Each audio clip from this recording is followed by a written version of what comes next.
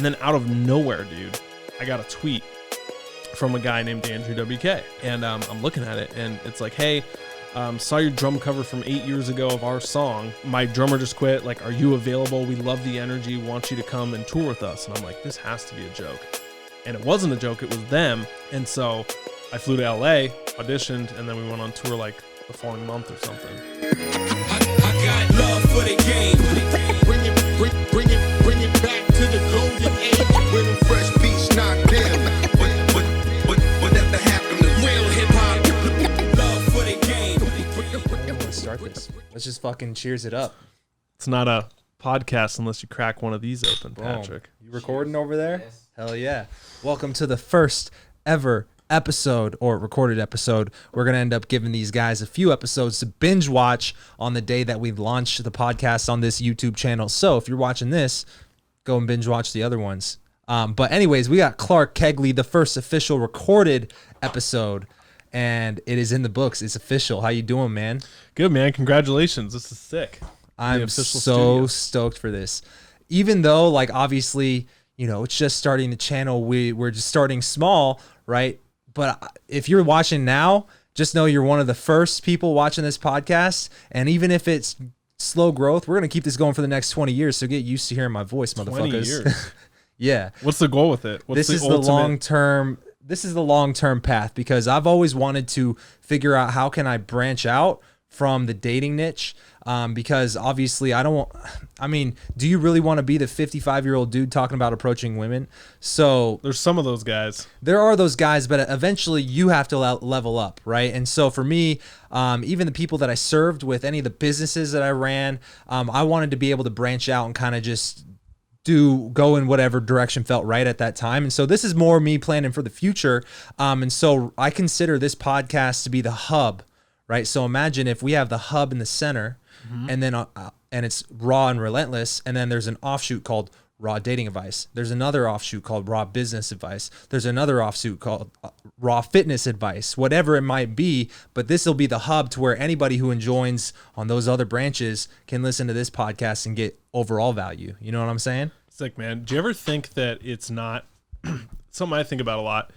So I tour in a band as well, and we're always with musicians and stuff, like big musicians. We're at a festival in Germany, Download Festival. I was in a catering van with the guy in Alice in Chains and stuff like that, like, so big names. And I was going to this one, and this guy, we were talking about this band that was playing. I'm like, oh yeah, I like their old stuff, and you know, their new stuff, their new albums, they kind of went off the rails. And he's like, whoa, let me give you some advice. He did one of those moments, like back in my day. It's like, you always compliment the people's new stuff. You never just compliment their old stuff. And I was thinking about it, and then he got out of the car, went to catering, whatever. And I'm like, okay, that works in like music industry, but I think it's deeper. I think it's like, as entrepreneurs or creatives, we always want to reinvent ourselves over and over. And when we get in these creative ruts of doing the same thing over and over and over again, you know, like, I feel that. I know you probably feel it too. So do you feel like some of the podcast, like branching out and like going for these new things, is like trying to like reinvent it and not get stuck in like this one box? Does that make sense? Yeah, I mean, I guess you could see, I definitely see it from that side too. For me, it was definitely more just personal fulfillment. I had reached a point where I kind of hit a breaking point, like of almost, I wouldn't say burnout. It didn't feel like burnout, but I think it probably was. I was burnt out from making the same videos over and over again. Like, there's only so many ways you can talk about getting a girl's number. There's only so many ways you can talk about texting a girl, right? And so for me, I felt like I'm making the same videos over and over again. They haven't really changed. The format's the same. And every day, it just becomes like something that everybody else is doing. Everybody can turn on a camera and just talk for a few minutes, right? And so for me, I was getting a little bit tired of the format. And just from a fulfillment standpoint, I didn't know if it was, is it the dating advice? Do I want to keep being a dating coach? Or is it something else, like creatively? And what I learned doing the boot camp last year, creating a whole movie around it, the documentary was just as fulfilling for me to edit it and create it and drop it out and see people's reactions to it, more than anything. And I realized it wasn't necessarily that I didn't want to be a dating coach. It was, I didn't feel like I was expressing myself creatively because I'm making the same videos over and over again. It's the same format over and over again. How many years can I play this hamster wheel? Maybe I get a bigger following. Maybe they buy my shit, but creatively, am I fulfilled doing this? And so, that's kind of where the idea of having a show where I can talk about literally whatever I want to talk about with whoever I want to talk about became an inspiring idea for me to do, you know? So not the show. So go back to like what you were saying about the creative burnout. Cause like, dude, as a guy we have 500 videos now on the channel and stuff like that. It's crazy. Like I feel the exact same thing. Like I'm talking about the same thing over and over again. And like, there's only so many ways to do it. Like, what was I going to say? Oh yeah. Do you feel like there's a way to do that without burning out? Okay, so the entrepreneur, I feel like we're super in line with creatives, right? So anyone watching this who's like an entrepreneur, you're creating something. You're like on there with a musician or an artist or anything. Like your business is your art. And when, especially content creators, it becomes an art form. And so naturally, like any band or any creative person, you're going to get that burnout when it's not inspiring. But it's bad because it's a business that's making you money, right? So it's like, at what point is it sacrificing yourself and your passion for it versus being a sporadic kind of shiny object entrepreneur? And that's something I struggle with a lot. So I'm just curious what your opinion is on that, like just take right there, if that makes sense. So is that making sense? If I heard you correctly, it's kind of like you're somewhat struggling with like you almost have a similar like creative burnout. Yeah. And you're wondering, should you make a full pivot or what? Right. Okay. And I think the pivot is what gets talked about a lot. Like, oh, you should always be pivoting. But then when I work one-on-one with people, they're talking about fitness one day, and then they're talking about business one day, and then they're talking about getting a girl one day, and then they're in law of attraction, like it's like, it's changing. It's neurotic. So like, how do you stay creative in a similar niche so where it makes sense and it's a smart business move because people know you for that thing without sacrificing your love and your passion for the thing? Yeah. You know? Honestly, man, the last couple of months since the whole quarantine started has really been eye-opening for me, even just with my own insights to that exact question, because I feel like I'm just kind of finding out my own take on it recently, and it has to do with setting up this studio, the podcast, and everything, because I was really inspired. Like it pulled me to make the video when I knew I had a fancy studio coming in, and I knew I was going to have this podcast coming up where I could branch out into any topics that I want, interview whoever I want, even if it's not dating specific.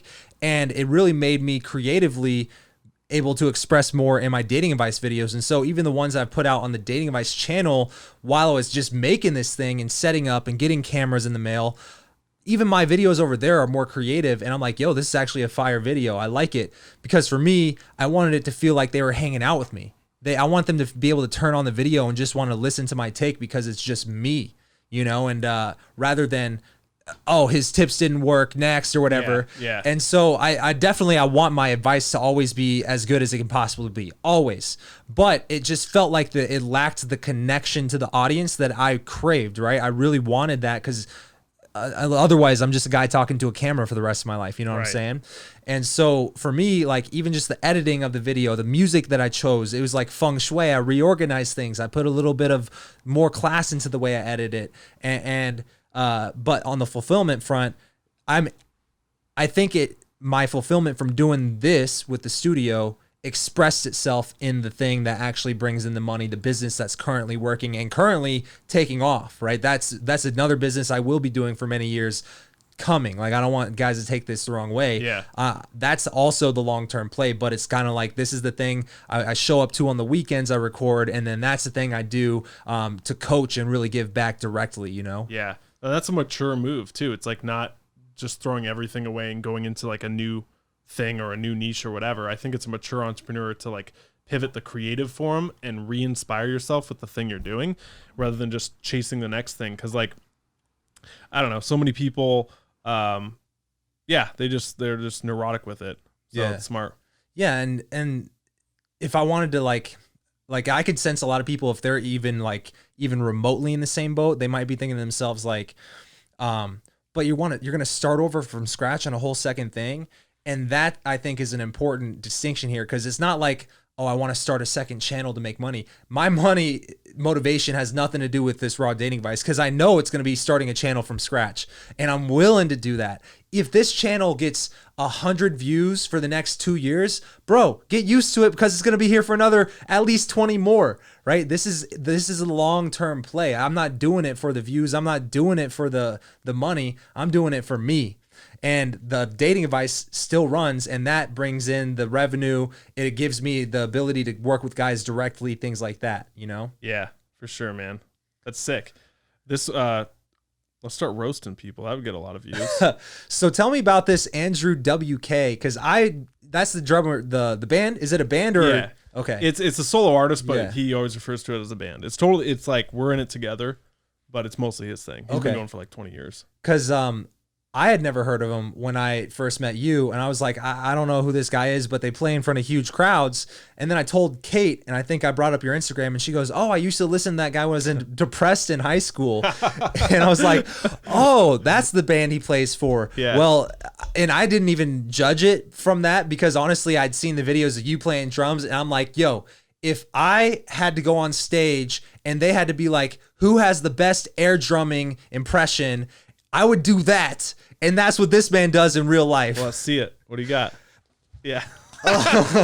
Wait, where's the button for that? The button for that. He's flexing. Yeah, there you go. Wah, wah, wah. Yeah. Yeah, man, it's sick, dude. It's a childhood dream come true. It's like I grew up playing drums. Yeah, that's just crickets the whole time. I grew up playing drums when I was like, I don't know, 11 or 12 just to get girls. And I tried to impress this one chick, and I walk into middle school band. I got assigned to it by mistake, and I noticed that the drummers got to leave early and they can go to the restroom whenever they wanted. So when it came around, hey, what do you play? What do you play? I'm like, nothing. Drums. All right, I can do that. And then there was this girl who I was trying to impress. And so there was this guy named Aaron, and he was dating her at the time, or like, I don't know what you call it in middle school. And he was a really good drummer, had money for private lessons, had really nice drums, everything. So I got super jealous, and man, that motivates you. It's always a girl, right? And so I'd go home and like, you know, play for like 8 hours. And I remember like I challenged him to a drum off to get that girl. I'm like, hey, we're going to have a drum off to Sum 41. Like that's the song we're going to play. And whoever gets it better, like, she's mine or yours, like good middle school logic. Yeah. And so we go in, and it's like us and like 5 other people because word spread and stuff. And she was there too. And I go first and thought I just killed it. It was like Fat Lip, right? I'm just like, yeah, like I thought I killed it, blasting it over. And then he goes and fucking demolishes me, and I look like the biggest idiot ever, dude. Yeah. And didn't get the girl. So did you have any like actual drumming skills that you've been practicing at this time? Yeah, I was trying a lot.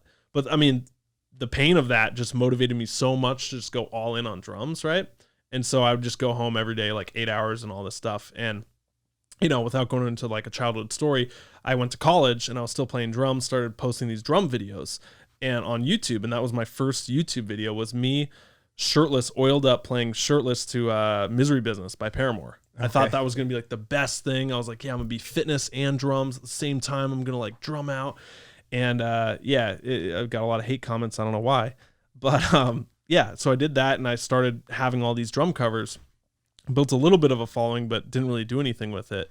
And kind of quit, long story short. Went to college, got a degree, came out, was doing entrepreneur stuff.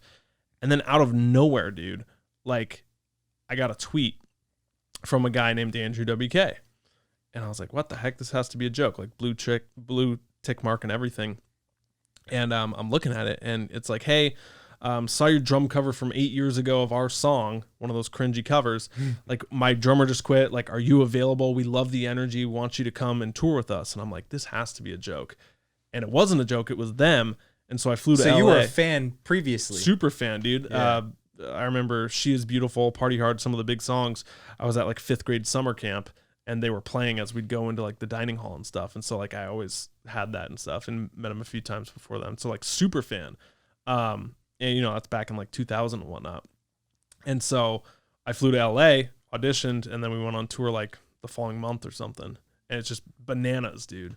It's like, it's insane. It's like, you know, not every show is 35,000 people playing to festivals and whatnot, or in Germany or whatever, but like sometimes the smaller shows, like we played Crescent Ballroom here, in Phoenix. That's a dope place. Yeah, like last year or something. Yeah. And that's like a smaller, like that's still fun. It's awesome. I don't deserve it. I pinch myself every time.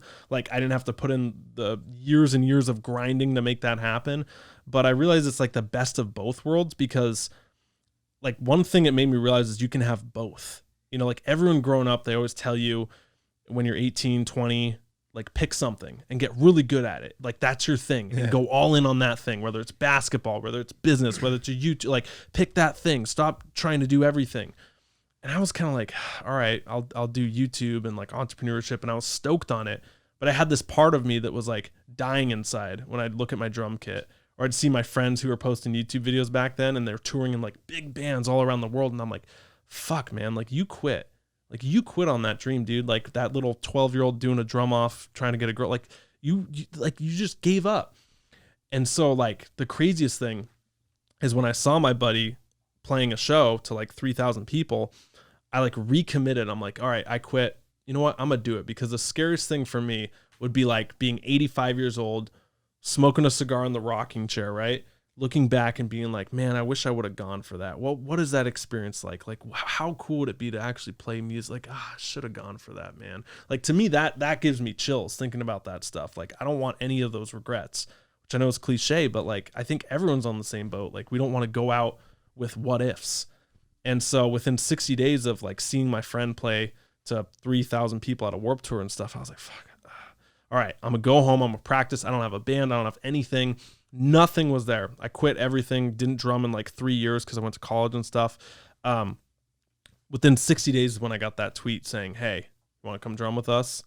So like, call it the universe, call it law of attraction, call it whatever. I firmly believe in that stuff, dude. Because like, once you commit to something and you go in and you start working towards it, even if you don't know how, if you have like the why and the what, and it's just, I don't know. I look back on that, and to me, that's like the coolest proof of going after your dreams and making it work. And you can have both. You can have like the dream of drumming, and now I have the dream of like doing the YouTube channel, entrepreneur, and like meeting cool people and hanging out and doing what you want.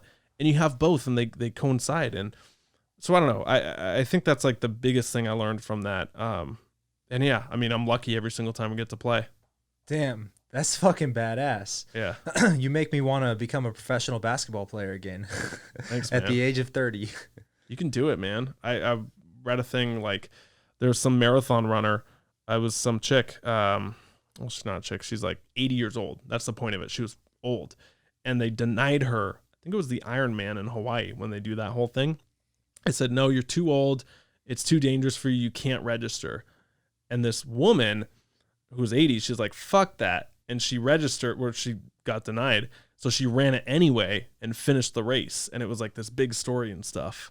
So it's like, I don't think you're ever too old to do something. I don't think it's ever too late. And I think that's where people, sorry for going on these motivational rants. You got to reel me back in. Otherwise I just keep going, turning into a YouTube video. I was loving it. I was entranced. I don't think you're ever too late to do something, man. And that's like what I get depressed at, is thinking about people depressed that they think they're too late, or their boat sailed, or like, oh, I should have done that sooner. Or I should have, like that regret, again, dying with it when you're 85 years old in your rocking chair, right? Like 85-year-olds can run marathons. Like it's just, I don't know what it is, man. It just, to me, that's terrifying. And so like seeing people who do that and defy the odds and go for it, that's awesome. And even if you don't get the freaking result, like even if you didn't run the marathon, at least like you're moving towards it.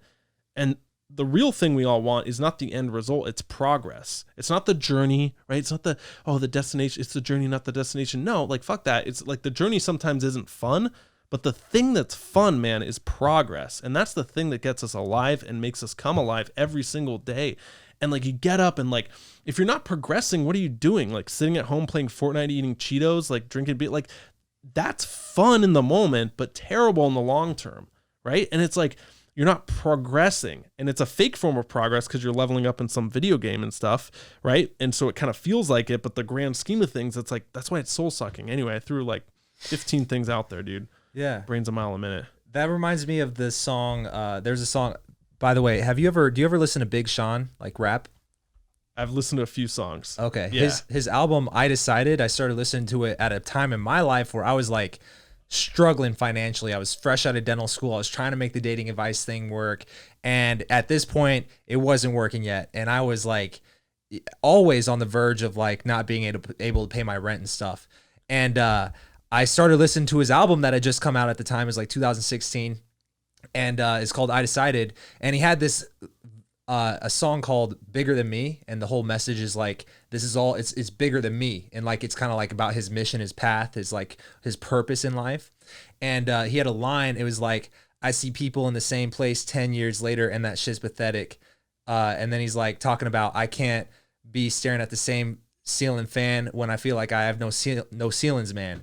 And I was like, yo, that's insane. Like, I totally relate to that. And that's what your story reminded me of, is like, you want the progress. Like, if you are staring at the same ceiling fan for the next 10 years, you haven't grown at all. Right. And it even relates back to why I fucking started this podcast. I have people who will binge watch my videos, or like go through a training that I put out when I was 26, 27 years old. I'm 30 years old now. It's 3 years later, and they'll talk to me as if I'm that version of me. But I'm like, yo, my priorities, like this conversation just is not resonating with me at all, because that was me 4 years ago. Like, do you think you've personally grown from the first year of college to your first year of high school? Yeah. So like, yeah, man, if you're not progressing, you need to get out of your current environment. Right? I think that's why the like fear of a cubicle, right? And we're in the entrepreneur digital marketing space, so we know like, fuck a 9 to 5, right? Like I don't really buy that. Like, people aren't afraid of 9 to 5 work. People aren't afraid of working hard. They're afraid of doing something that keeps them stuck. And that's why cubicles and like office space, like give me my TPS for sports and red stapler or whatever. Like, that's why that is the most terrifying thing ever, because it's like, that is like the ceiling fan looking up 10 years, man, you know, I have no ceiling, whatever. Like, a cubicle to me kind of epitomizes all of that. And then also like, I don't know, man. I think like a lot of us grew up in we're in our 20s or 30s now. Our parents probably had the old school cubicle jobs. And I mean, some of my parents, right? Like, all 50 of them, right? Like, you know, I had to grow up like watching them be unfulfilled with what they did. And it was like seeing them come home and just like, oh man, like another day, just like routine, and like seeing what that does to a soul when you are forced to do that, not just 1 year or 2 years, you can suck it up. But when you're 10, 20, 35 years of that, like gruelingness, where you feel like there's no progress, this is it, we're making the most of it and just, you know, paying the bills. Like, that to me was the biggest fear ever. And it's like seeing that firsthand. So I think that's what people are really afraid of. And that's kind of like, so you would see your parents coming home from work and it was like very visible that they were not fulfilled with what they were doing. Yeah. I mean, there's other things too. And like my parents are great. Like, I have good relationships with them now and stuff. But like anyone's childhood, you have some, you know, emotional needs that aren't met by them, and no one's perfect. I understand that they're doing the best with what they could at the time. And now it's like, I'm not going to let any of that stuff, whatever happened, hold me back from having a great relationship now with both of them. And so it's like, it's just a choice you make moving forward and stuff. It's interesting because when you said that, it made me think back to like my childhood and like if I saw my parents doing the same stuff. And honestly, I never remembered them being unsatisfied with what they did, which I think probably is probably just as dangerous, you know, because that means they're comfortable, which means if that's the level of standard I see in life, then I'll just know that when I reach that, I should be comfortable with where I'm at, and you'll never want to go past that. And like, I honestly have, because I've been in a personal development, I obviously have a different mindset than my parents did, but my mom to this day is all about getting that 9 to 5 job. It's security. And she's had the same job for like 30 years, my whole entire life. And my dad passed away, but you know, he had the same job essentially for his whole life too. And he was actually making a lot more money than my mom was. So like, we were not struggling by any means. And so I could definitely see why they were comfortable, you know? Yeah. Well, hey, maybe we're fucked up in the head. Entrepreneurs are messed up, man. So like you know, maybe it's like the small 10% of people who like they don't want any comfort. They would take freedom over that, because I feel like it's juxtaposed, right? Like, you can't have both. It's like you can have comfort or you can have freedom, right? It's like we're totally free, you and I. We can do whatever we want. We could blow all our money. We could literally work. I could light up a J right now. And nobody would give a shit. No boss, man. Yeah. We're as free as could be. We could choose to not work for a month and it wouldn't, whatever. But like, eventually our comfort would run out, right? And it's like the freedom, almost total freedom, speaking of entrepreneurs here, that can be some of the most anxiety-ridden stuff you can have. Like no constraints at all, no schedule, no nothing, like no discipline, whatever, just ultimate freedom. Like I don't think that's what we really want deep down inside. Because like, I don't know, you need like discipline and structure to make freedom mean something, right? And like, otherwise it just gets boring. Like it goes back to like sitting on a couch playing video games like that. You could be totally free. Yeah. But you'd be totally bored after a while. Yeah. You know? But there's some people who are so satisfied with that. That's scary. I just like, look, I mean, I play Fortnite from time to time. Yeah. Right. And listen to podcasts. That's what I do. I actually disabled, I said I was deaf on Fortnite. So they visualize sound effects for me so it doesn't affect it. Yeah. And then I can listen to podcasts without, getting the game messed up. But anyway, like I don't do that all day, every day. Yeah. You know what I mean? Yeah. I have a buddy, my best friend growing up. I'll definitely have him on the podcast if I can convince him to travel out here to be on it. But I like on the dating advice side, I talk about him as like the best friend I had who always got all the girls and he was like the star athlete and everything. And to this day, we're still best friends, but it's because we grew up next to each other in the same home. And actually his family moved into my childhood home. So it's weird. They still live there. Anyways, he's always been the guy who like everybody was like, yo, just wait until he gets to college. It's a bigger game. He's going to get eaten up. He's not going to be that cool in college. Yeah. Motherfucker was running that campus. He's that guy. He's next level. And so he actually got kicked off. He was playing D1 football, got kicked off the team because he was that guy and all the parties were at his place and the noise complaint was on the police report, which a coach looked at and he got 3 in a row. Oh, dang. They're like, hey, it's your apartment. You're off the team. Too much fun. Yeah, too much fun. And so anyways, he stuck it to the people back at the hometown because he moves back in the hometown, becomes, what you would think of as the townie, but then he starts a business. Yeah. And now he makes a couple $100,000 a year, loves his life, and he gets to set his own schedule. And but he spends all day, every day, like smoking weed, chewing tobacco, doing shrooms if it's a good day, and playing Fortnite. Yeah. And the man is so happy with his life. I am secretly jealous of those people, dude. Yeah. Like, I don't know if it's a genetic thing or what. Like, entrepreneurs are wired differently. And I'm not speaking for every single entrepreneur like I'm the greatest one ever. But, like, I've met a lot of them. I hang out with a lot of them. And we're all wired the same way. Like, a lot of us have trouble in relationships. A lot of us have trouble finding happiness. And a lot of us have trouble, like, we want progress, but we love it too much to where we're not content with anything. You know what I mean? Like, if you're all, because everything is like a paradox and a double-edged sword, right? Everything has to be the middle path. But like for us, like progress. If your business isn't growing, it's like, oh, it's so stressful and stuff. But you extrapolate that out to every area of life. And then the shadow side of that is you're never satisfied with anything, And so like maybe my hatred towards the cubicle or, parents working 9 to 5s or whatever, maybe that's jealousy manifested as like envy or hatred or judgment, right? Would you say it's like a chip on the shoulder type of thing? I don't know, man. It's just like, I don't know how to be satisfied if I'm not growing. And that's something I've been working on for the last 2 years. When do you think that started for you? With drums. Yeah, definitely. Going back to that, like always leveling up, always finding a competition in that, always seeing other people, comparing and trying to be better, getting competitive. And then as soon as I started posting videos, it was like, okay, this one got one thing. Okay, now I got to get another.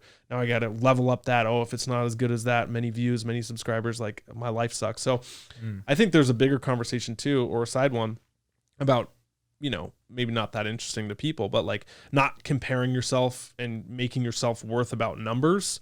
Because that's another trap that entrepreneurs fall into is like, it's like, oh, if I made less this month than I did last month, my business is crashing, so I'm a failure. And then when your business goes up, you're on like a high and you're nice to everyone around you. And drinks on me. Yo, that's babe, so real. Babe, you want to go out? Like, I love you, true. Babe. Like, you mean a lot to me. Yeah. And then, if you're on a down month, it's like, don't fucking talk to me. Like, I see that in myself. I don't Yeah. like that in myself. I don't know if you see that, you know. I do. I see that in myself too. And you're right. I don't like it about me either, but I notice it. Yeah. If I look at my bank account, I'm like, oh, we've been doing good for the last 2 days. I'm in a good mood that day. Yes. You know, I don't know if I like that or not. So what's the number then? Like, this is the thing, because I know we've had conversations off camera and stuff, and we're, you know, similar level and stuff. What do you think is the number, right? Like, okay, if you had a number in your head of either annual income or money in the bank, have you thought about that? I know you probably have. Like, what's your number per year that if you were making that, you'd be like, you know what? Everything's okay. Like, I can finally relax, which is another trap. But honestly, I've thought about it and I've never been able to come to a number. Here's why. Because if I'm thinking about where I'm at now and I'm looking forward and I'm like, yo, if I was making 10 mil a year, 20 mil a year, that'd sound pretty dope. All right. So then I thought, oh shit. And I had this realization about a year and a half ago, because the Mega Millions lottery. Oh, this is a fucking story, bro. The Mega Millions lottery, the Mega Millions lottery got up to $1 billion. Okay. I go to bed one night and you know how like you always have like the craziest dreams and it's always the last dream you have like right when you're coming out of sleep and you remember it vividly. So this morning, and here's the thing, I don't pay attention to the lottery ever. So one morning I have a dream coming out of sleep, waking up the next day, and it's a dream that I was with my friends hanging out, doing what you normally do in dreams. And then I walk into this big room, like a fucking stadium, like a convention center or something. And it's like this huge mini golf. It looks like a huge like motocross ramp where it goes down, but it's mini golf, bro. And they're like, who wants to do the mini golf for $1 billion? And I said, oh, I want to try it. And I thought it was like an amusement park. I didn't know it was for a lot of money. And so I go and I'm on top of this fucking ramp and it's just like this fucking golf. And it's like mini golf. You're supposed to like putt it. Yeah. And I remember in my dream, I fucking just like Happy Gilmore. and Happy Gilmore'd it. And I made it hole in one and I won $1 billion. And the fucking lights go off or whatever. And I was trying to process because in my dream, I didn't know, but everybody else knew because I just wasn't paying attention because I'm a selective listener. And then they're like, oh, you just won. Holy shit, you won the jackpot. You won $1 billion. And in that moment in my dream, everything feels real because it's a dream. Yeah. So I went through the mental process of like, oh shit, I made money. I made money. I'm rich. Wait, I'm rich. What does that mean? And it's like you go through all the different stages of it that you would in real life, but in your fucking dream. And I having the realization like, oh shit, does this make me like a celebrity now? Does that mean I can hit up Bieber? Like, and I was imagining myself on Oprah, like on Ellen or Oprah talking about like, yeah, I won $1 billion. It changed my life. Like, and I was processing it. And then I jump forward in my dream. I experienced having a huge ass mansion and having like literally like celebrities in my kitchen and shit. I forget which celebrities were in my dream, but anyways, I looked at the fucking lottery ticket, like it turned into mini golf. Oh, by the way, here's a ticket that looks like a lottery ticket. And when I'm standing in my $5 million home and I have Bieber in my fucking kitchen and my agent's telling me I'm about to be on Ellen DeGeneres, I look at the lottery ticket and I see one thing. And they say you can't read things in dreams. I've heard that. Like in your dreams, you never really are able to read things. I saw this thing clear as motherfucking day. It said Mega Millions Lotto on the top of the ticket in my dream. I wake up the next day and I think to myself, how crazy would it be if the Mega Millions is worth $1 billion right now? So I Google Mega Millions lottery. Sure enough, it's at $1 billion and it's like a big deal. And I'm like, I don't pay attention to this. How the fuck would that happen? What's the coincidence there? Okay. So I said, I have to go and buy a lotto ticket for the Mega Millions right now, right this day. I woke up. The first thing I did that day was I bought that fucking ticket. And I told myself, because I've done this in the past, anytime I have like a superstition, if I tell someone the superstition, it never comes true. So you can't say it. You're going to jinx it, right? So that's how you became a billionaire, dude. I was going to ask you. So I'm secretly a billionaire. Yeah. So anyways, I buy the Mega Millions lotto. Long story short, I don't win. But how do we even bring up the fucking... Keep going. I want to hear the... Yeah. But, oh yeah, so processing like what I would do, I went through the mental thought process because when I woke up that next day, I was fully convinced in my head that I was going to win it. I was like, this is no accident. I'm going to win. I was already telling Kate, hey, let's make plans. Like if I win this, it'll happen on Tuesday. And I'm thinking we got to move to this house in Las Vegas. I want to get these security guards right here. So that way because when you take in the ticket, you're famous. Cause I don't know if you looked into it, cause I certainly did that day. Oh, yeah. If you win, depending on what state you're in, they announce your name. So it's only a couple of states who make it anonymous, and you have to turn in the ticket to one physical location. So it's like they could be guarding that door, so you got to wait. Like they give you a year and a half to turn in the ticket because you don't want to go like the day they fucking announce there's been a winner, And so I was planning for this shit. In my head, I had already processed it. And then I did the math and I went onto this lotto calculator online and it said, like 40% tax. Yeah, you could calculate what you actually take home after tax. And there's two options. You can get the full lump sum and pay the taxes now, or you can get the 30-year annuity plan where they pay it to you in increment amounts every month for the next 30 years. And I worked it out after tax. If I won that billion, I would have been getting 10 million a month. Or 10 million a year. 10 million a year. Oh. Not a month. That 10 million a month is ridiculous. 10 million a year. Yeah, you can't live on 10 mil a year, but it's a good start. It goes up because it's a sliding scale. So by year 10, year 20, year 30, by year 30, I'm making about 30 mil a year. So it slides up. And so I was like, yo, looking forward, I was like, that's probably my standard. But wait, hold on. Do you ever see that movie Blank Check? That Disney movie, right? Yeah. That's just what I thought of you, like the blank check guy, right? And it's like he has the limo and the ice cream and stuff. Honestly, in my dream, it kind of felt like that. Yeah, the old Disney movie. Dude, Yeah. the weirdest part of that movie, and sorry to interrupt your story, but like is when he like makes out with like some, like she's got to be like 30. And he's like this 12-year-old kid, right? Or 14-year-old kid or something like that. I'm like, that's just like Disney. Come on. Yeah. Anyway, sorry to, dude, yeah. Punchline. Blank Check. That was like a childhood favorite. I love that movie, bro. Macintosh, and it was only $1 million. And you're like, and get he the fell fuck in love out with of the here. hot, like older woman. Yeah, that's the chick. And she like kissed him. That's just what What I the said. fuck? She's like 30 and he's like 14. Yeah, I'm sorry. I smoked a little bit before this, so I spaced out when you said that. Yeah, dude. Blank Check, man. But you're right. Like, were you done with your story? Yeah, continue. Oh no, I was just gonna be like, I feel like what you were saying is like, there's only so much, and like, you don't really have a number because it keeps moving. Is that what? Well, I guess what the eventual, because it was based on the question you originally asked, like, what would be your number? Yeah, what's your number? Well, the first answer would have been like 10, 20, 30 mil. That would have been great. But when I already processed that I was going to be making that and not having to lift a thumb to do it, I was already scheming for what I would do the money to make more money. Yeah. So I realized I don't know what my number is, because if it does exist, it's a lot higher than 30 mil a year. Yeah, you got to find it and experience it. Yeah. That's who's the quote? It said, "They say money can't buy happiness, but I'd rather know for sure." It was some comedian. I forget who the comedian is. Chappelle? Maybe. But it's like, that's kind of the truth. It's like, Definitely wasn't Chappelle, I don't think. I've thought about this, man, and without coming off like some old guy in a rocker, just like thinking about his life and stuff, right? This is like my channel. Like I think about this shit a lot and I journal a lot, and I'm just like in my own head. So it's good to have someone to talk to. But like, I don't know, man. Like, fuck, I just lost it again. Yeah. God damn it. It's like I smoked before this too.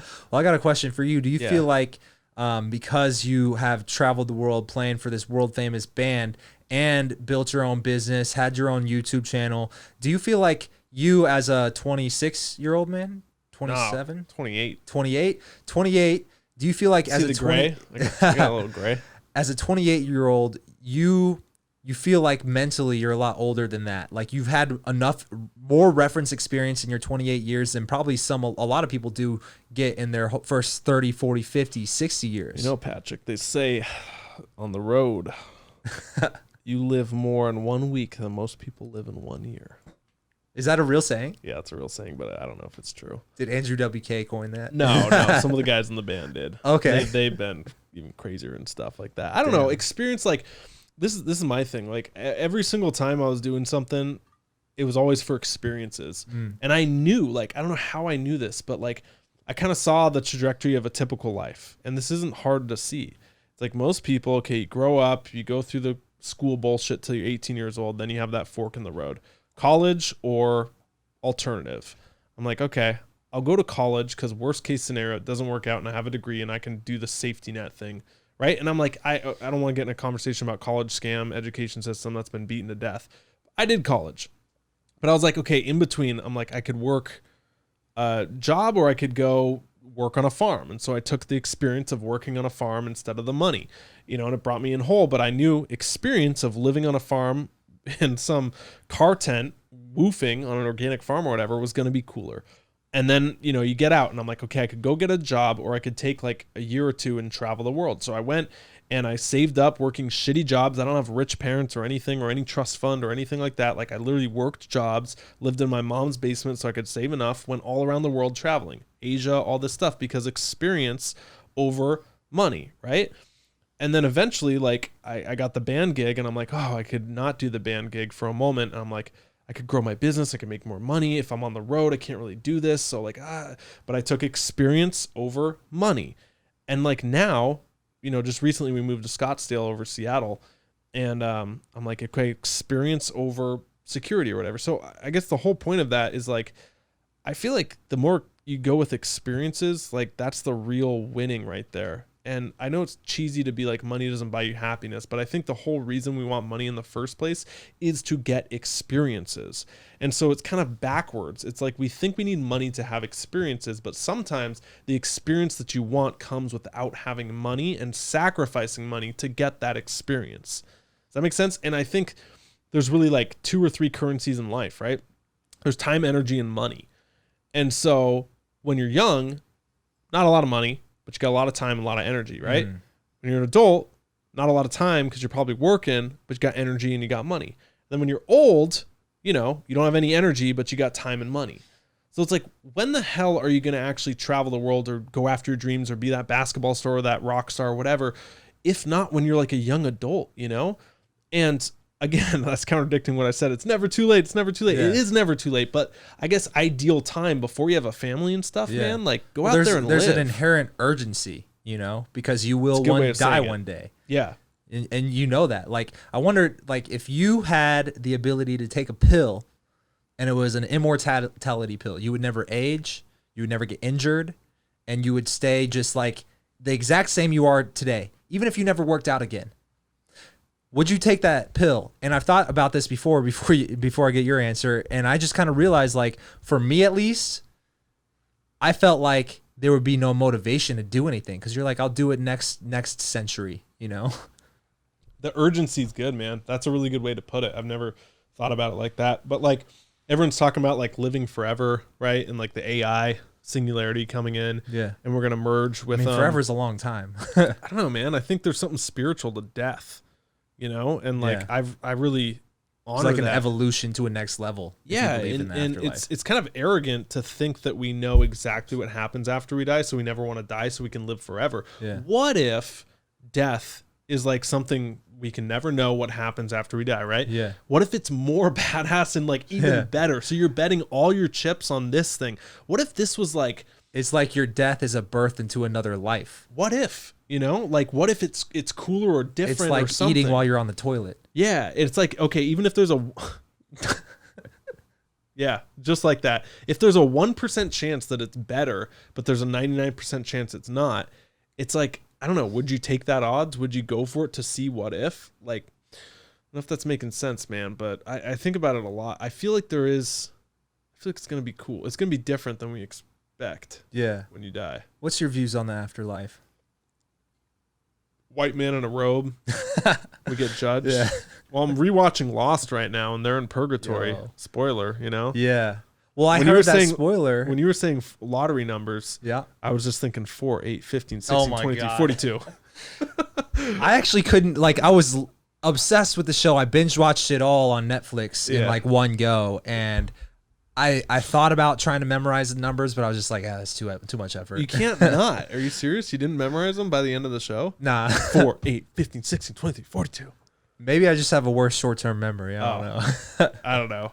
I don't know, man. But yeah, I feel like so that purgatory. In I just felt like there were so many unanswered questions in Lost, bro. I mean, dude, did I see a dinosaur in season 1? They never explained that shit. Yeah. It's. I could go on a whole. We could have a podcast on that for like 3 people out there who still care. Yeah. Who like watch some network television show. Yo, we like can bring it back. 2005. There's like 5 people out there like, yeah, do that podcast. Yeah. I mean, I just felt like the fucking end. I didn't get it. I didn't get it at all. I didn't even get the purgatory reference. When you have to explain the fucking intention that much, yeah, you didn't do it right. Yeah. And like the time travels where they really fucked themselves. It's like you can't write a show about parallel universes and time travel and like string theory when you're on a fucking island that crashed a plane and you had polar bear. It's just like, guys, tone it like, hey, we're doing good. Writer's room. We got a lot of ideas. Okay, everyone's been heard. We don't have to do them all. Like someone's gonna get their feelings hurt when their idea gets cut. But it's like they like, okay, everyone's idea gets in the show. Writer's room. You guys are all good. Yes, we're all important. Trophies for everyone. And they just did them all. They're just like, yeah, let's do it all. So, I like to tell myself that the writers of that show thought they were creative geniuses, and they were like, we are going to revolutionize the TV industry. They're like, get this, we're gonna have an open loop throughout the fucking show, throughout the seasons, and we're gonna embed open loops within open loops. It'll be like Inceptions for open loops, and people will just be so engaged. And it became like a meme at the end of it. You know, it really was, man. Yeah, I looked at actually because I'm watching it. My girlfriend and I are rewatching it. Great thing to do in quarantine, right? And 2 things. The first is I didn't realize how different the show is when there's not dramatic commercial breaks that take up 15 out of an hour. And so it just keeps going and it's not as dramatic. It loses some impact. And also when you don't have to wait a week in between episodes, it's kind of like, all right, what happens? But the second thing I looked up because I had that question, I'm like, who the fuck was writing this show? Like, how did they think this strung together perfectly? And like, was there no plan? And the answer, you know what the answer is? There was no plan. They didn't do it. They wrote on the go because it was the most inspirational for them. So I was kind of right. You were right. So every season, like almost episode by episode, they would write it as they went. And they'd be like, okay, now we have to tie this into this and this into this. And so there was no like big storyboard, you know, like you showed me your documentary stuff, or you were telling me about it and like you storyboarded it all and it flows. Like they didn't do that. It was just like, this goes here, this piece goes in here. Like I spent so much time storyboarding the documentary. So much fucking time. Yeah, they just took all that film school stuff and just throw it away. Yeah. Dude, that's crazy. Around the same time this is all happening, another show popped off and it had 1 season and got canceled afterwards. But I remember I was in college binge watching it while it was kind of live, and I caught it right when the last 2 episodes of the seasons were coming in. So I could binge watch the whole thing. V? I don't remember the name of it. It wasn't V. Say that. I was picking up some telecommunication there. It was the dopest fucking concept that I had never seen before. I think it's I forget the name of the show, but when I describe it, someone out there is going to remember it. It's about, for whatever reason, everybody in the entire world passes out, blacks out at the exact same moment. And it lasted for like 2 minutes and 57 seconds, like exact. And then everybody came back to consciousness at the exact same time. And they all wake up and it's just, the world's chaotic. Planes are crashing, boats are fucking crashing. Everything's just car crashes left and right. And people dying on the operating table, things like this. And the crazy thing is, as everybody was trying to process what had just happened, everybody realized that everybody who passed out had a vision of a future moment, and they thought it was just a dream, but it was actually a future moment that was coming. And then they realized everybody who had a vision of the future moment had a vision of the exact same moment in time in the future. And then they started the website to like process, hey, what was your experience? What was your experience? And then there was this whole subset of everybody who didn't experience anything. They're like, what are you talking? I didn't see anything. They end up dying before that fucking future moment. That's why. Rapture. And it wasn't the rapture. It ended up being about like the timeline of like, you know how like the particle colliders cause like a big black hole. It was kind of like one of those man-made things where something quantum fucked with the time. Whoa. Real quick. And then it ends at season 1, and I was like, they have to continue the show. I have to see it, and it's so dope. I swear, I was so obsessed with the show, and then they canceled it. They're like, nope, not getting a second season. Bastards. It's like if it was Bring that show back. It's too complex for the early 2000s, 2010s ish. When was that show? It was like probably 2010, 2011. Yeah, that was a rough time for I think everything. Like around like dude, bro. Like music, just style, move like fashion, everything was like rough around like 2005 when to fucking like, the tightest Hollister shirt you could find dude. was the style with the Abercrombie. baggiest jeans below. Yeah, man. Yeah. Oh god, that was a rough time, dude. Yeah. What did you look like then? So I was wearing, at that point I had lost a bunch of weight. So I was Extra really tight Hollister shirt to show it off. I was trying to get Hollister, but then looking back, I just look super skinny as fuck in this like tiny ass shirt with these bell bottom jeans, basically. The boot cut from American Eagle. Yeah. Yeah. Yeah, that was a rough time, man, for everyone. I was wearing pink shirts. Pink was in back then. Yeah, like you were a tough guy if you wore a pink shirt. I remember you could go to like Finish Line or one of those Foot Locker stores, and they had the tall tees, and you double them up. Yeah. I never did that. My brother did. But he like the snapback or the fitted hat and then like 2 tees. Wear some baller bands. You remember those? Yeah, the baller bands. Yeah. And then even better, the silly bands. You remember those? They were like random ass shapes.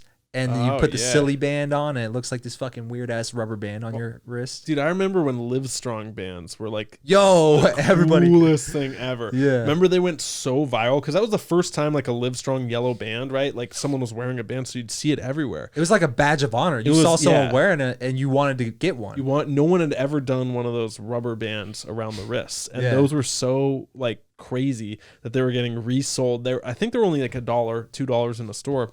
If you could find them. Yeah, everyone sold out. And so they were getting resold on eBay. My dad's friend, who was like, super into that stuff, he's like, oh, I saw this one on eBay for $100. I'm like, none of that money's going to testicular cancer. Yeah. Like it's just funny, man. Yeah. And I remember his whole though. Fucking fall, his rise and fall, like the Roman Empire, bro. Whatever, man. I don't know. I don't really like steroids and like performance enhancing stuff. Like, I don't know.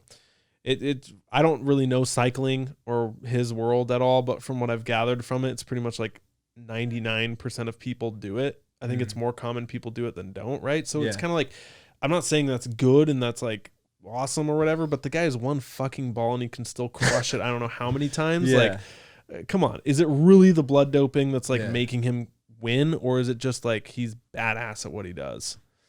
I mean, who the fuck knows? He's a badass, dude. I saw his episode on Joe Rogan. It was from a couple of years ago, but obviously after all this happened, and he just seemed like this is a man whose reputation is complete shit now. Like he seemed like a man who was just trying to convince everybody he was a good guy.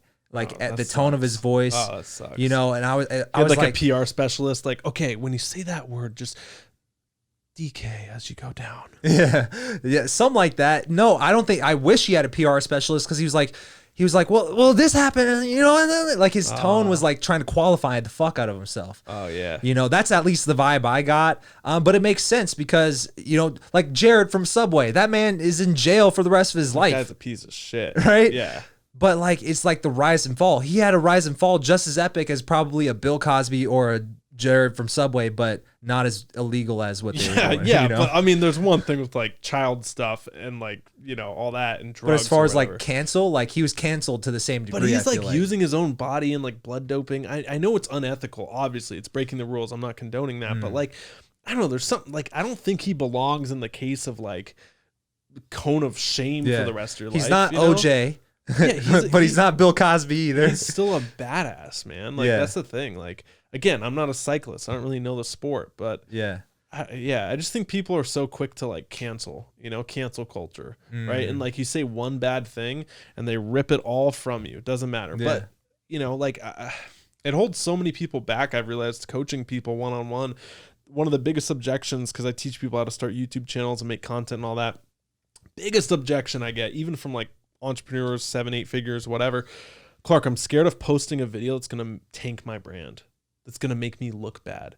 I'm gonna look stupid in it. What do I? I can never take that. It lives on forever. What if someone downloads it and like saves it to an archive? I'm just like, bro, get the fuck over yourself. No one's saving your videos before you know, and all that stuff, and like archiving it and stuff until you have like hundreds of thousands and maybe millions of subscribers or whatever. But like going back to that fear of like getting canceled, because you see what happens to like celebrities who have a bad tweet or have a bad movie or bad interview or bad moment, and then it's like public opinion changes. I feel like we all kind of know that we're all mini celebrities, for lack of a better term, right? And like what we do, we have a mini ecosystem of people who and follow as soon us. as you gain any clout, Yeah. they're just looking for that fucking thing that takes you down. And so it's weird. It's like you have to balance it too, of like as you start to grow, keeping your balls and authenticity to say what you want to say and not give a fuck, which is something I still struggle with, just fully transparent and all that. And I think it's easier in these conversations. Probably why we like doing this and stuff. It's like, oh, okay, if there's actual feedback from someone and all that stuff instead of just talking to a camera. But like what I'm trying to say is like people are way too quick to judge people for like one bad thing, and it like I don't feel like it happens as much as people think when you're smaller. It holds people back unnecessarily is what I'm trying to say. Yeah, totally. Like I totally struggled with that for a long time until even recently. I feel like last year was probably the first time I truly felt like unrestricted by I don't give a fuck what people think of me. I don't give a fuck what people think of what I say. I'm just going to do it. But before, like I was even telling Chris that, so that's interesting you brought it up. I was like, if I watch my videos from even just 2 years ago, I got one right here. You got one? I'm going in again. It's gonna Chris, get better. Oh, these are twist offs. I got it. Oh, 96 cal, 2 carbs. yes, sir. Boom. Cheers. Boom. Sorry to interrupt. No worries. Before this, you were talking to Chris about not giving a fuck. I was about to say, if I was telling Chris this the other day, even when I watch my videos from like 2 years ago, just 2 years ago, I kind of cringe because I know that version of me cared way too much about saying the right thing on camera. Not necessarily saying the right politically correct thing, but saying the idea I had in my head the right way. I would obsess about how to deliver it on camera and how I wanted to word it. Yeah. And then I would micromanage every word that was coming out while I was fucking recording. And so I was just more in my head at that point in my life, which is ironic because a lot of my advice that I give on my dating advice channel is teaching you how to be out of your head when you're talking to women. Well, that happens. Okay, keep going before I go on a rant. Yeah.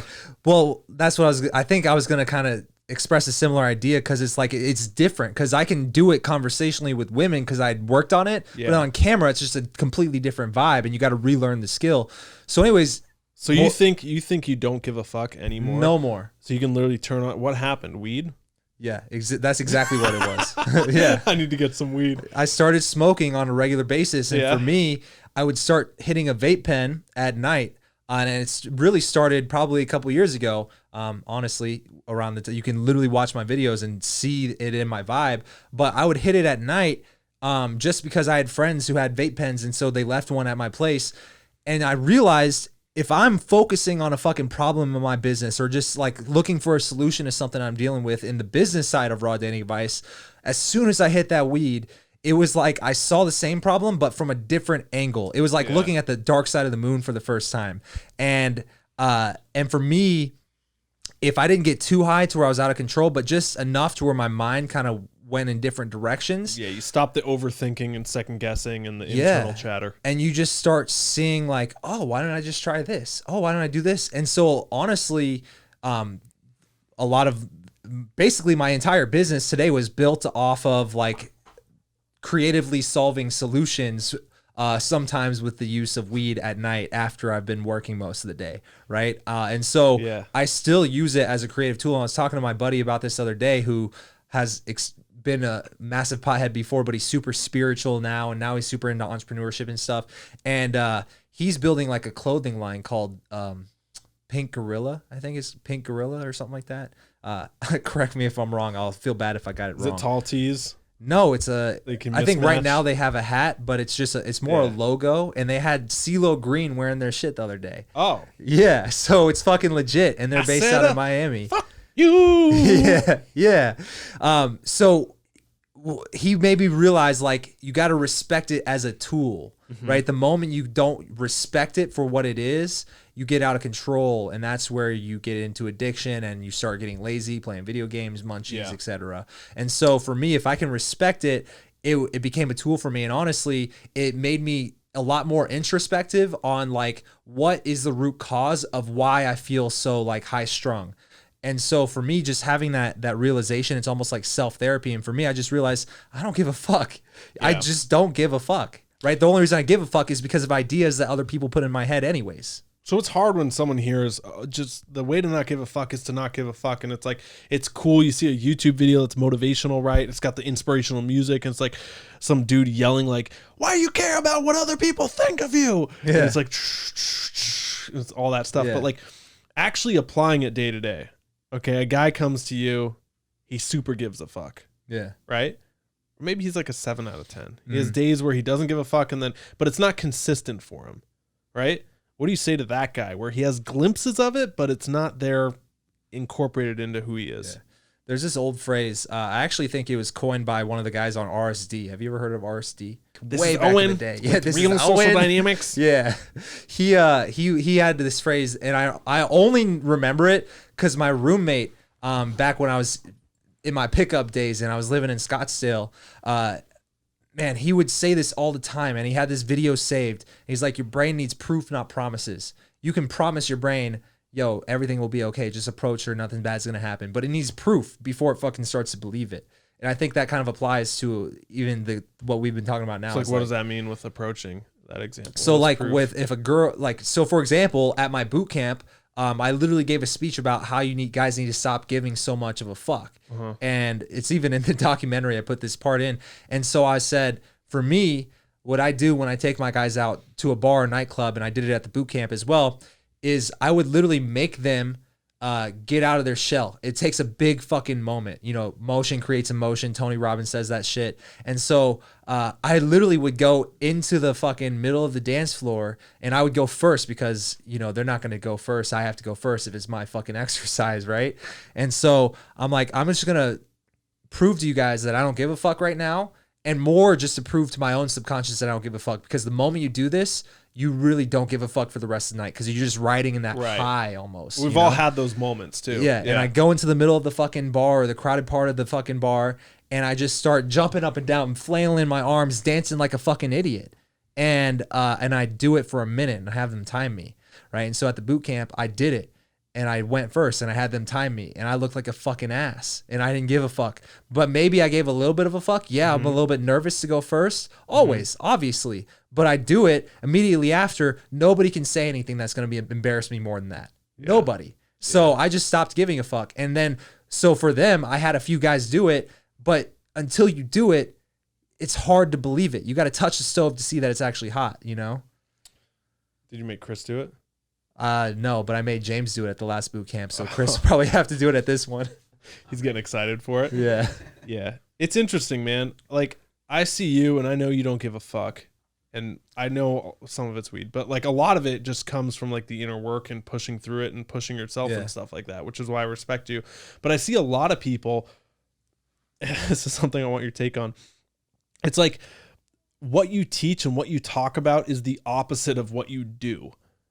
All right. So we see this a lot. Like people, I used to date this girl. All right. This is a perfect example. And she had an aunt who was a marriage family therapist, but her home life was a wreck. They were always fighting. They were like divorces, all this stuff. But like she taught people how to be a marriage, how to have a better family, because Yeah. I feel like she was still trying to incorporate that in her life. A lot of people online, their first business is a business coach.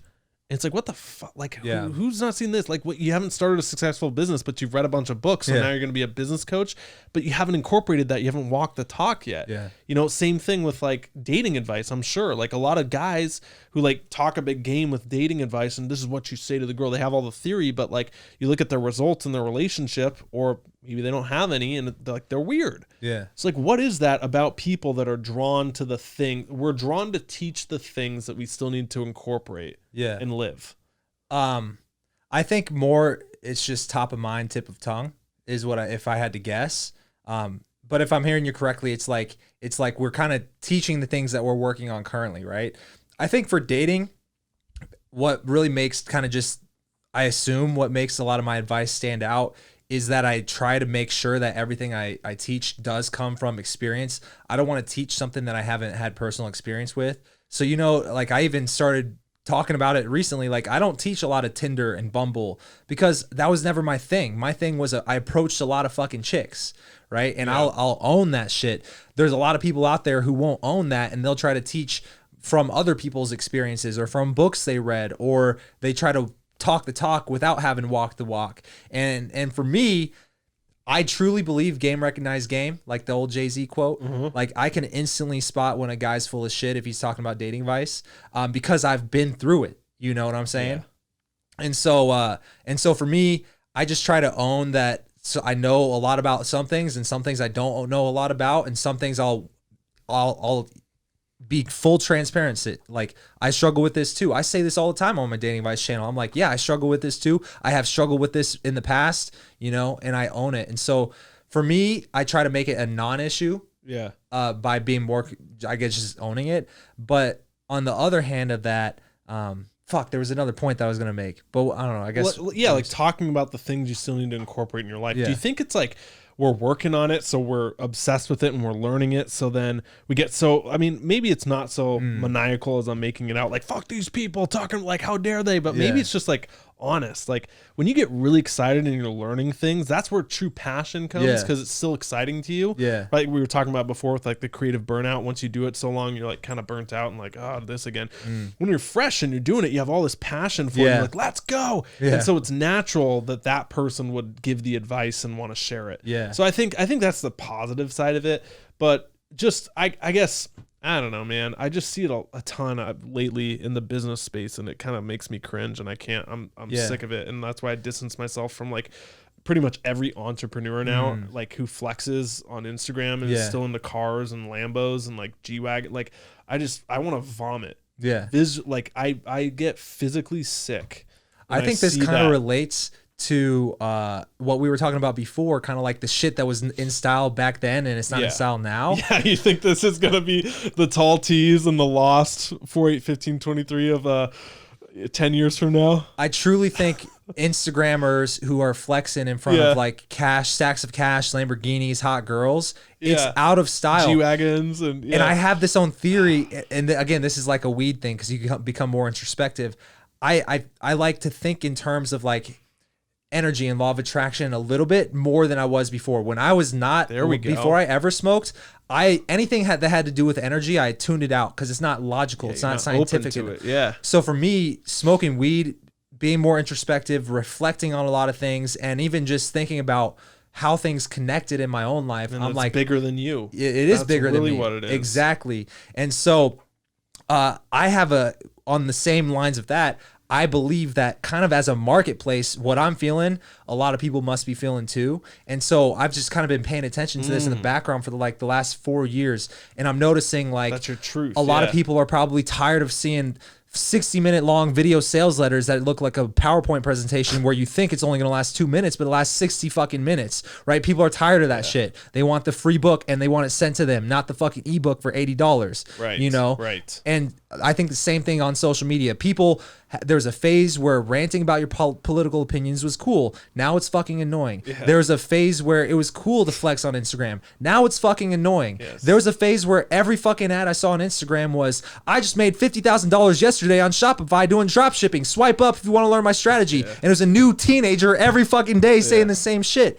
And I think now, as a marketplace, if we're feeling it, I feel like the marketplace is feeling the same way. And so I think it's just the next level. Because I was thinking about the movies, bro. Like, back in the day, talking about cancel culture, I watched a movie called School for Scoundrels. It had Billy Bob Thornton and the guy from Napoleon Dynamite, John Hader, whatever his name is. Yeah. And so it's like, I watched it because I realized now that I'm a dating coach, this is actually a movie about this dating coach trying to get these guys to take his event or his little thing, right? Yeah. And it was like $5,000 cash. You got to show up. And he was calling these people fags and stuff in the video. And it was comedy in 2008. But today, you drop that word on a tweet, you get canceled instantly. Yeah. You know, so I think the times just Or you change. talk about 5G. Or you talk about 5G. Bro, we just got this video removed. This is the first one. Let's not go there. Yeah, I know what you mean, though. Like the cancel culture and stuff. Yeah, I think you hit it, man, with... You become allergic to the stuff you see over and over again until it becomes repulsive. Like, man, I don't know why. Like, I feel like the e-commerce industry, I feel like are the frat boys of marketing. It's just like, God, these guys, they're everywhere. They all look the same. They all have the same, like everything is the same. It's just like, I don't know, whatever. Maybe I'm bitter because e-commerce sounds a lot hell of a easier ride than what we're doing, but you know, it's the quick cash grab. It's just like, are you really passionate about selling drop shipped plates of cats from China? Like who, like, fuck yeah, you know? All the e-commerce guys I've met are full of shit. Like maybe an exception of two, especially drop shipping. That's the thing. I feel like drop shipping, like, I don't know how we got on this rant, but I'll finish it. I met these guys and they're like flexing, same thing, like Instagram G-Wagons that weren't theirs, like piles of cash that were fake, you know, freaking like Gucci that was also fake, and they're flexing like in their screenshot, like, oh yeah, this store 40 grand. Oh, here's another store 40 grand this month. Oh shit, ka-ching, was that a sale? You know, like all this stuff. Yeah. And then it's like, oh yeah, that's cool, bro. How much were ads last month? Yeah. Oh, yeah, you know, we don't really talk about ads because it's like, you know, money in, money out. We just look at the bigger picture. We're above it. Like, you know, you focus on gains, not on losses, Clark. That's like, I'm like, okay, that's cool. But like a business standpoint, you look at net, not gross. Everyone knows that. You pay taxes on it, right? Like, not everyone, just the people who have a business. Right. Deal with this stuff. Right. That's why you see people, I made $5 million last year, but I paid out 4.9. You know, it's like sick. You made 100 grand. I would rather have 100 grand and not the overhead of 4.9. So anyway. And punchline, their ad spend is always like 40K. And it's like, great, you made $2 grand last month. You're going to look like a baller, but you're really a baller on caviar taste on a hot dog budget. You know what I mean? It's like, how cool is that? Like, anyway. I think anybody who has real business experience will know that shit. And that's the stuff that the fucking armchair business experts who their first business is being a business expert. Dude, I can't even they'll talk never about, even know that type of talk shit. About you know that, what I'm dude. saying? I don't even want to talk about that. It's like any chick. All right, I see this a lot more with women than I do men. Yeah. Just calling it how it is on Instagram. I see these girls. At me, bro. Adam. I want to dox. No. Yeah, I know. But like I see it like 5 times a day. I'm not even kidding. It's like a woman with an overexposed and her laptop's out and she's laughing really expressively. Yeah. And she has a cup of coffee and the copy's hella girly with like, you got this, you know, like fuck that. And it's kind of like edgy and whoa and stuff. And she's a business coach. And then when I do a little digging, I go to the YouTube channel and her first video is business. And it's like, okay, you're a business coach starting successful businesses. And then, okay, let's tie this all back in because I've thought about this a lot. It's like, she loves talking about business because it's not that she doesn't know business or internet marketing. She knows it because she's tried it and failed a lot, right? So what you're left with at the end of trying and failing is not experience of how to do it right, but experience of how to do it wrong. And so you're always teaching people from the experience of doing it wrong because your only success is teaching people how to be successful, but you've never had it, right? Does that make sense? So like I've tried my best in my career, because I know people are going to be like, well, what about you, Clark? You talk about how to do a YouTube channel and you have a YouTube, like, isn't that the same thing? It's like, no, I always try my best to He also has a plaque on his wall. I got 2. No. Flex. Yeah. No, you know what I mean, though? Like, I always try to, like, do it. Same thing with what you said. Incorporate it, live it to the best I can before I teach it. And, like, unless it's something like losing weight or whatever, like who really cares if you're doing a fitness challenge and you're open like, hey, I'm still doing this, like no one really cares. But like, you know, if you're teaching people fundamental stuff that's life-changing, like making money, you better make sure you're getting advice from like good people who are doing it in an authentic way too, which is a whole other rant we could go on, how scummy the industry is of like dirty, you know, unethical marketers and stuff. And like, you know, people say like flexing stupid stores with 2K profit, but like there's people who like fake screenshots. That's a whole other thing, right? Oh, shoot, fake yeah. testimonials. Fake. I've had people fake receipts and ask for a refund. Oh my. It's just you become numb to it and you realize like you can't fight it. You just have to accept it and not hold on to it and move on, because you know that there's 99% of people who are great, who are awesome, who are living life, who are super cool, but there's that 1% that fucks the whole batch, right? Yeah. It's like that one customer out of 100 that's an asshole, or that one customer who goes above and beyond to like get a refund. And like I had a guy like threaten to like track me down and come beat me up if I didn't refund. It was just like, it's just, I don't even like to hold on to that stuff anymore. It's like a bad energy, you know? Yeah. So I just like, okay. So are you doing a lot of your own support right now? No, I don't do any of it. I have a woman who is in the Philippines who I've worked with for 2 years. Okay. Yeah, she's cool. I have Chris doing a lot of it now. Oh, but he hates you. I've Depends never on the volume. Once yeah. it's like Tony Robbins says, once you don't clean your toilets anymore, you're never gonna go back to cleaning your toilets. It's like once you stop doing customer service, you're never gonna go back to doing it, because it's just it's a lot of negative energy. People don't so bad, email dude. customer service if they're happy. Yeah, you know, don't ever look. Yeah, the best thing if you're a digital entrepreneur in digital marketing, right, and you have products, is never look at refunds. Get like a report maybe that you check once a month, notes. or like once a week. I have her send me a refund list once a month. And this whole thing, you're like, oh, that's expensive, that's a lot to set up. It's like, no, it's pretty common sense. Just write down everything you're doing on a day-to-day with customer support, like sending logins, checking receipts, refunding, going back and forth, all that stuff. And then you give it to someone on Upwork. I pay her like $30 a week to have all that peace of mind gone. And now, excuse me, it's the third one Beer coming burps. up. Now that peace of mind is worth $30 a week. And like, I'm so more motivated to create because I never see the bad stuff unless it's really bad. Then it goes to me. There's like a couple layers, right? Yeah. But it's $30 a week. You know what I mean? So if you're trying to like grow your business or whatever, you can't be held back from refunds. Chris, your job is safe, by the way. I'm not going to start paying you $30 a week. Well, that's like the thing that crushes you, man. I remember when I first got started, I would look at like unsubscribes from emails, from YouTube, from unfollows, you know, refunds, and it would just crush me. I'm like, am I bad? Am I, and it's like, no, this just didn't vibe with this person. And like, look at the other 99 people who loved it and didn't return it. So it's like, I don't know, man. There's people out there who that's how they get attention. Like at the end of the day, it's like some people just want attention. Yeah. They just want to feel significant. They want to make someone else feel negative emotion. And it's just like I saw a video that went viral recently of this lady who, when fucking exposing the coronavirus. Yeah, she was at the grocery store and they wouldn't let her in because she didn't have a mask on. And she's like, excuse me, I have a condition where I can't wear a mask and I'm actually not allowed to do it. And they're like, okay. And she's like, well, I can't, I don't have to show you any documents because it's against HIPAA. It's like, what the fuck are you saying, lady? Yeah. Just wear a mask or go somewhere else. And it's like people just need to raise hell to get attention. And so I've seen some emails to the customer service where they're like, I'm going to sick you with the best lawyers. And Yeah, blah, they're blah, crazy, dude. They're crazy people. And it's like, even if they're not even asking for a refund, some people just have to threaten people. It's just how they get their rocks off at the end of the day. Yeah. And it's how they feel good about anything because nothing else in their life is good. Right, which is ironic because I saw a movie last night on Hulu.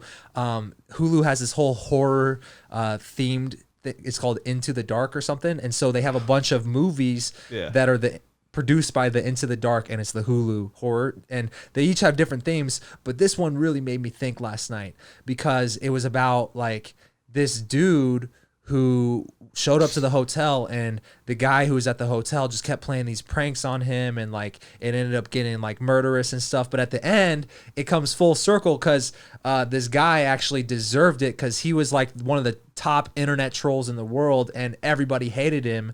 And he was anonymous on Twitter, and this guy, the crazy guy, got him to admit it on camera and posted the video. And then like all the murders got pinned on him, and everybody hated him because he was the hater. And it's funny how we're talking about haters and trolls now because that guy in the movie actually hated his life and wanted to die by the end of it. Right. And that's why they bring that type of hate. It's like, and when you realize that, you have to turn this like, fuck you for refunding my course. Like I don't do this every time, but like I try as much as By I the can. way, I want guys who are watching this who have ever bought a course from me. It's not like everybody's trying to refund our courses, but it's obviously like a it small Yeah. percent. I think the industry standard's 20%. Are you serious? Yeah, it's we were pretty small. down like way little. Yeah, we're about a lot like less than that. 3, 2. Exactly, bro. It's Yeah. like it's pretty normal. Like 20% you're selling a ClickBank product. Yeah. You know what I mean? Like let's just Yeah. be real. But I was gonna say, like, when you realize that it's a hurt person doing all that who doesn't have any other outlet, you're able to transform it. And again, I don't do this every time. I still get caught up in emotions, but I try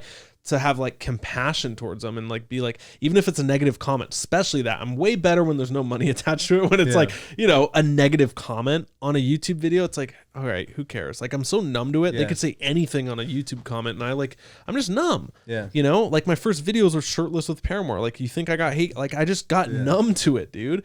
And so like I see that and I just like feel bad for them. And it's like, you know, it bugs you a little bit, but then you really think about it for like half a second and you're like, oh, this person, I know pretty much everything about them based on how they said that comment and the 3 misspelled words and bad grammar in it and like, you know, 5 explanation points and stuff and what they're complaining about. Like, if you have a big problem, you're a small person, right? Like if you're a level 4 person, a level like 5 problem on the grand scheme of things is huge. But if you're like a level 8 person, you know, all of a sudden you look at a level 4 and you're like, oh, whatever. Like, why am I complaining about no vegan dick sprinkles in my soy vanilla latte at Starbucks? You know, it's like, who's really complaining about that besides level 4? So it just transforms. And that's all I'll say about that, Patrick. No, I totally get it, man. Like, and I think where a lot of the area gets grayed and blurred with, especially with like haters online and trolls and stuff, is sometimes I'll catch myself wanting to make a little comment that I'm like, oh, that's a quick-witted comment. I think it's funny. And then I won't post it because once I do, I'll delete it and I go, oh, this person, if they don't know me and they read it with the wrong tonality that wasn't implied, they'll go, oh, this guy's a troll. This guy's a fucking hater. But sometimes it's fun though. Sometimes you got to let yourself do that. Like, fuck it, dude. So then I realized on the flip side, oh, sometimes if you or I might perceive a troll, what if it's really just a dude who's like, oh, that was a funny thing, I had to do it, you know? Oh, yeah, his tone was different. Yeah, Like, so I think maybe the motivation Yeah. isn't always that, because it could also, knowing from like teaching guys how to text women, Yeah. it could also depend on what emotional state are you in when you read the text, because you might read it in a completely different tone. Right. And you can't pick up on that yet. Yeah, so I think the online is just, we're basing so much stuff in the world politically, just based off of like YouTube. Like Joe Rogan got paid $100 million to go to Spotify because YouTube is fucking up with their censorship shit, you know? And now he has full freedom on Spotify, and they paid him a hell of a lot of money, right? So the whole world of comments affecting businesses, people getting canceled, companies dictating what information can and can't be talked about in a public forum, right? Yeah, It's ridiculous. This is driving the world, but I think what's crazier is it's all just our implied interpretations on what we think this person meant when they wrote that comment. You know, a lot of times it could be the guy who hates his life and he's throwing hate, or it could be the guy who thinks he's funny and doesn't realize he's kind of being a dick. Yeah. And then any gamut in between in that, you know, and then we all take it in whatever way we want to take it. Yeah. That's why video is like badass. I think it's the best form. Or audio too. At least you can hear the voice and the inflections in it and the tonalities and whatnot and the sarcasm. Yeah. It's like reading a transcript's totally different, right? It's like, I don't know, man. Text form's great for some things, but like the 2020, 2021, you know, I think it's all video, audio. I feel like there's a breaking point coming. I really do. Well, like, we're going back to blogs. With internet sensitivity, just like people being sensitive on the internet. Oh, it's people like social justice warriors. It's happened. It's pushed back. Yeah. I mean, just look at like, I don't know, just look at like the things like Jordan Peterson or Ben Shapiro or anyone in that kind of sphere and like the views they get, dude. Like you go to some of those videos and I don't really follow them religiously. I don't really follow like that whole like political SJW stuff. But I look at the views and I'm like, holy shit, these guys are popping off and all these.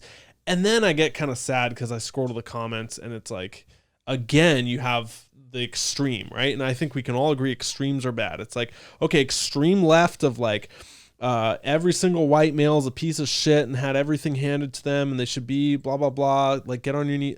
Bad.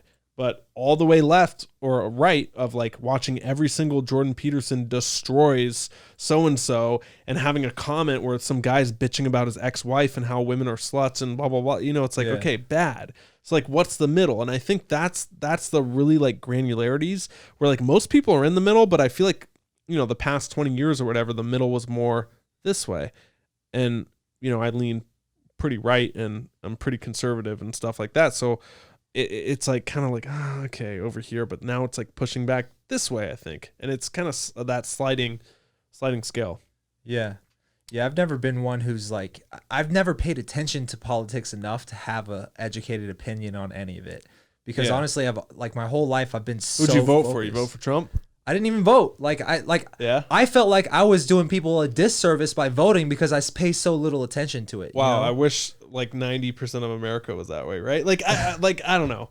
It's a fundamental right, right? Like to vote and whatnot, but it is. I did vote against Barack Obama in 2008. That's the one and only time who's I've he voted. running against? I don't even remember. Mitt Romney? Yeah, I don't know. Yeah, something like that. Nobody remembers the first place loser, you know? I know, right? Yeah. Yeah. Oh, who would you vote for if it was Trump or either Hillary or Biden? Whatever. Yo, you're going to divide my audience on episode 1. I just want to get the good stuff out of you. Honestly, I have no idea. I've been so like not paying attention to it that I don't even want to split people's opinions in the comment section based off my opinion. I read his books before he was ever president, and I really respected a lot of his viewpoints on business. Did you ever read? I'm just gonna say that. We Want You to Be Rich. Him and Robert. How to Get Rich? No, him and Robert Kiyosaki, Rich Dad Poor Dad. Okay. They wrote a book, but you could clearly tell they didn't write it. It was some ghostwriters, and it was like the biggest, like worst written, confusing book. And every other page, dude, it was why we want you to get rich. Yeah, it was Trump and Robert Kiyosaki, and every other page, I kid you not, was them walking on a golf course. It was like the most random book, anyway. But yeah. Yo, speaking of ghostwriters, what do you think is worse? People who don't know what they're talking about and coach and run their business acting like they know what they're talking about, or people who know what they're talking about but don't even write about the shit that they know. They get ghostwriters instead who have zero idea what they're talking about. Well, respect for steering it away from politics first. That's a smart smart move. I'm just ADD, bro. But I don't know. You're right. I've never actually thought about that because I guess like my frustration with coaching, right, in the coaching industry, how is that any different than like a Forbes or a HuffPost or any big article magazine that's like for entrepreneurs that puts out entrepreneurial articles that maybe aren't written by actual entrepreneurs? Like, how is that any different? How is that any different than journalism? How is that any different than whatever? And I think when I really like pause and go back to it, I think it goes back to like those brands aren't necessarily branding them as one person. It's like a collective and a collective voice. And, you know, they have overhead and oversight and hopefully expertise and all credentials and stuff. And they just need content. And they need content. You kind of understand it. But when it's like a singular person, it seems a bit more disingenuous to like pull off like this business mentor, this business coach, this vibe, right? This aura of like, I've done it before, or like, I can help you do it because I know experience. It's like, no, again, the failure is the experience, not the success of it. Am I being too harsh? Like, I feel like, I don't know. I'm just frustrated with it because like, I don't know. I see it as almost like a cash grab. Yeah. Because this is the thing. I think this is why I'm frustrated with it, because I had a point where I'm like, I could go all in on business coaching. Like we made $100,000 last year just teaching people like some business stuff, right? I'm like, I could go all in here and be very, very successful. But if I stop doing and like, you know, be fine. But I feel like I still haven't earned that right to go all in on that. And I respect it a lot. And when I hire coaches, I hope that they respect it too in the title. Right. And I think it should be a transformational business, not just a transactional one. Right. And I feel like the people who just go there and they skip steps and they go straight to business coaching, they disrespect the entire process that goes into earning that. Yeah. Right. And it's like they're making it a transactional business where it's like, oh, business coaching's a good niche. I'll charge a $997 or $1997 group mastermind Facebook because I have business photos of a laptop and I've been to Bali, you know, and like I write edgy content and stuff, and they disrespect it and they turn that transformational process into a transactional one. Yeah. I think I have a lot of viewpoints on a lot of what you just said there. I don't think you're being harsh because I see where you're coming from. Also, I'm just yeah. I think this is little Alex Jones. Yeah, I think I was even thinking about this earlier when we were talking about this. Kind of the way I overcome this is the point I forgot to make earlier.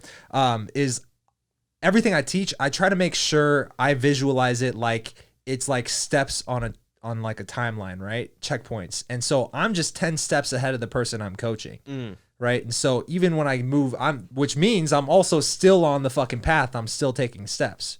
Right. And so for me, I'm in a relationship now, but I was in a massive pickup phase before I got in a relationship. Right. But a relationship doesn't mean my life is over. It means I'm growing because relationships are a whole new skill. Hopefully that's the goal of why you want to pick up in the first place. Exactly. Right. It's like Yeah. So it depends on where you are at on this timeline. And you're going to go through phases. You're going to go through phases where you want nothing to do with a relationship. Yeah. You're going to go through phases where you're like, I'm kind of tired of this surface level bullshit. I want to go deeper with someone. Yeah. You know, and so when I teach, I'm teaching from like, I'm on the same path as you. I'm just ahead of you, right? And on the second hand, but you have results though, right? That's exactly the big distinction. Yeah. You approached, I don't know how many, like all this stuff, like the results need to be the thing that people look to, not Instagram photos. So and that's where I get mad, man. The ethical argument of what you were saying is like, I wasn't going to start a dating advice business until I had worked on it myself and gotten the results. And I actually thought about this because I edited the interview that me and Chris did yesterday for the dating advice channel. Cause he was like, well, did you always have good game, or what was it for you that motivated you to get good game? Was it because you wanted to be a dating coach? Is kind of how he asked it. And for me, at first, it started with I just wanted the results. But then when I realized I was getting good enough results to where, hey, I could actually teach guys this, then it became about, can I be the best? And so I treated it the same way I treated basketball. I had to have the best game. I walked in, I felt like it was game night. Friday night, lights are on. I'm about to go out in front of the crowd. Rolling into Dakota and Scottsdale, Arizona, I felt exactly like it was game night. And the first girls I talk to, it's warm up. And then when I'm warmed up, the game starts. People are kind of getting into their conversational flow. And now I'm talking to people and just everything's going good vibes, good times. If it wasn't good vibes, good times, I needed to go towards the good vibes, good times, right? Yeah. But it became a system. It became a game for me. It was a game, and I had to be the best. And that was because I didn't want to be the guy who was teaching shit I didn't know what the fuck I was talking about. I wanted to be the guy who knew what the fuck I was talking about. And so I think maybe the answer is the people who don't do that. I kind of what I was seeing it before I kind of went on that rant was maybe they are just don't have the motivation or the fucking chip on their shoulder to be the best, or they're early on in their journey and they're starting out and they just have to learn those lessons the hard way. Yeah. Yeah. It's weird, man. It's like, I feel like, I don't know, maybe it's we talk about limiting beliefs. We talk about not giving a fuck. We talk about like putting yourself out there and like trusting the process. Right. But sometimes I think people, the extreme of that can be like trusting yourself too much. Right. Like, who is it? Aristotle talks about a vice of excess and a vice of deficiency, and that the middle path is always good, right? Like every ancient teacher. And like jumping out of a parachute or jumping out of a plane with no parachute, that's stupid, right? That's dumb. That's like too much. But like being afraid that every single time anyone jumps out of a plane is going to hit the ground and die, that's being like too little. You need some balls and whatnot. I don't even know how I was going to tie that back. That's the third beer kicking in right there. The third beer. Yeah, I got to piss too. I don't know how long we've been going. Yeah, you broke the seal. We're about an hour and a half in, bro. Let's get some food. Really? Oh, yeah. How long you normally go? Well, this is the first time we're doing this, so I actually kind of want to make these several hours, bro. Like, because I love being able to go on tangents, but I also want, model the fucking guy at the top, Joe Rogan. The way he set up his podcast is perfect. He has the main fucking things on the main channel, and he doesn't pollute it with other types of content. And then the clips, because we went on how many different conversations did we have? The clips will be on a second channel. And that also sometimes brings attention to the actual podcast. The Right. reason I even found Joe Rogan in the first place is because I went super deep down the rabbit hole of did OJ really do it? And I fucking read his book. I fucking watched every video I could, and I'm convinced he fucking did it. But that was the time he... If I did it. Right? Yeah, bro. Yeah. Yeah, if I did it. And then he gives you a detailed description of Yeah. exactly what happened and exactly how he did it and exactly the good. mind state he was in when he was doing it. Man, you were fucking insane, So bro. Yeah, so that's how I found Joe Rogan, is because I started getting suggested his clips on where he talked about it. But I would never have found the actual 3-hour long podcast. And so I'm going to somewhat model that podcast model to where you'll be able to listen to this podcast wherever podcasts are streamed, but the full thing will be on this channel, and then we'll end up starting a second clips channel, obviously after the videos are posted. So That's sick, dude. Well, I'm stoked I was able to come out and give it a test run. yeah, Now that we know the cameras weren't recording for the whole hour and a half, you know, it's just like, we're fucked. was a You're warm-up only gonna get round. the audio for this one. you know, so Yeah. yeah, dude. But I'm stoked for you, man. Anytime we have to, Yeah, make we'll this- have to have you on again because there's so much that I feel like we could have talking about. Yeah, But we're an hour and a half in. Let's Well, if just save it for another time. We haven't even gone down the alien rabbit hole, and that was the thing I thought we were going to end up talking about, bro. I mean, it depends. It's your call. I could pee and crack another beer, and we could be here for aliens. But I know Kate has feel been like- blowing on my phone like, yo, we Yeah. got to go get some food Yeah, right now. yeah. But next time, we're going to go down Next the time. Elliot rabbit hole. yeah, definitely. All right, guys. So subscribe if you haven't already. Look forward to more podcasts coming soon, and we'll see you next time. Peace out.